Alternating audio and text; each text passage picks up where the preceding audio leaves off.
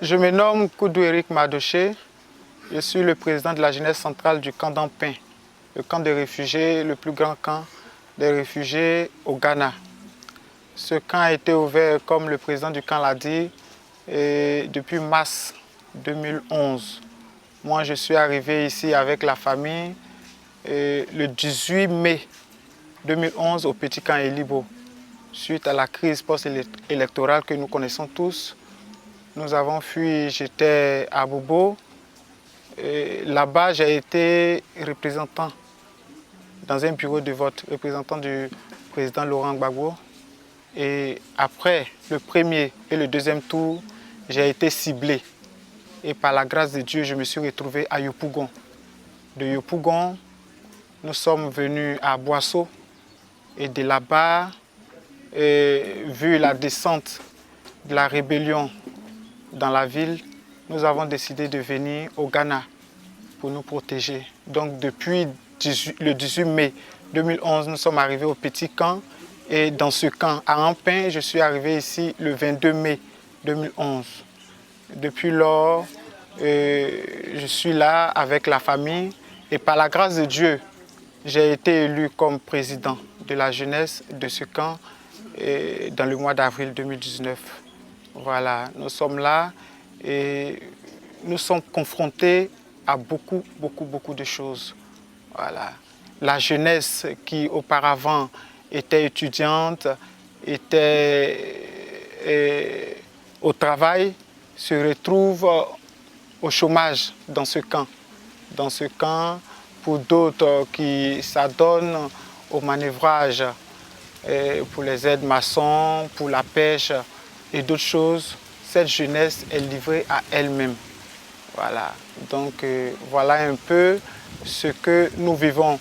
Le HCR, comme le président l'a déjà dit, le HCR a arrêté les vivres alimentaires depuis 2015, septembre 2015.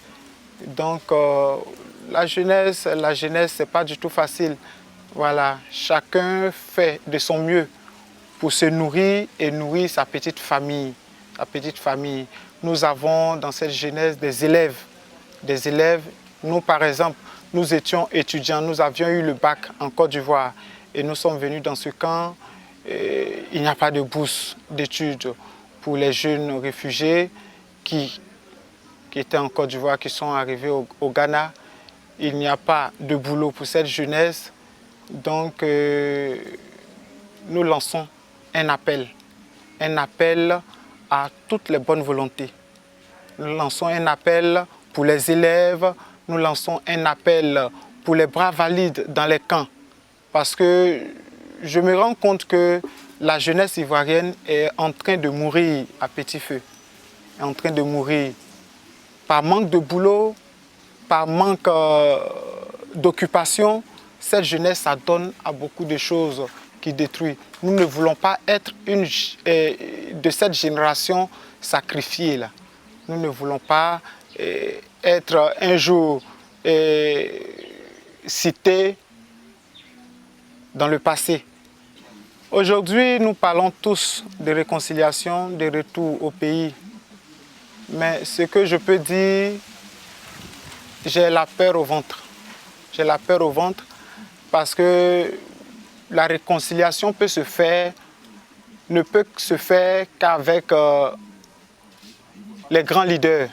Les grands leaders, je peux citer comme le président Gbagbo, le ministre Charles Blé Goudé. Mais à côté de ceux-là, les amis d'hier qui se sont associés pour prendre le pays ne s'entendent plus. Aujourd'hui, nous qui sommes dans les camps, est-ce que nous pouvons rentrer dans cette atmosphère-là? Est-ce que nous pouvons retourner en Côte d'Ivoire, parler de réconciliation?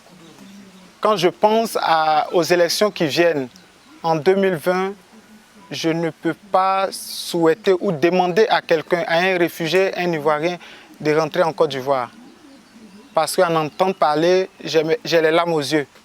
Vu ce que j'ai vécu en 2010-2011 à Bobo et Yopougon, je ne peux pas souhaiter à quelqu'un, je ne peux pas conseiller un ami ou un frère, lui parler de retour. La réconciliation, je ne crois pas à cette réconciliation. Pour une réconciliation vraie, je pense qu'il faut d'abord libérer les prisonniers politiques en Côte d'Ivoire. Pour une réconciliation vraie, il faut que le président Laurent Gbagbo soit définitivement libre et son ministre Charles Blé Goudé. Voilà les grandes lignes d'une réconciliation en Côte d'Ivoire. Les arrestations de ceux qui rentrent, qui décident de rentrer en Côte d'Ivoire, il faut que ça cesse.